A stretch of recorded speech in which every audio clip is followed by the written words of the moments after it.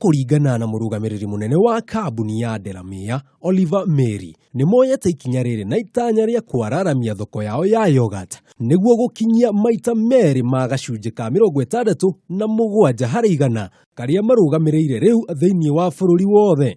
We believe that in the coming 12 months we should double the sales of Delamere, and we expect at least for 2020 to be the #1 brand in yogurt, not only in fruit yogurt but in total yogurt, because we want fruit yogurt today to be affordable to the majority of Kenyan. Oho nĩ mongereire ithimi itiganĩte cia yogurt kuma mililita 100 nginyagia mililita 450 o ũndũ ũmwe na lita 3. We have a new packaging design, we have a new cup, very new for Kenya. We have new recipes, new flavor, so it's quite breakthrough. And this is really with the objective to bring more and more value to the milk industry and to make sure that at the end of the chain, we can all together share this value. Maya mothe na muoroto wa kũhotithia mũgũri wa kĩrathi gĩa thĩ kũhotaga kũgũra yogurt na thogora ũtekũmũhinyĩrĩria.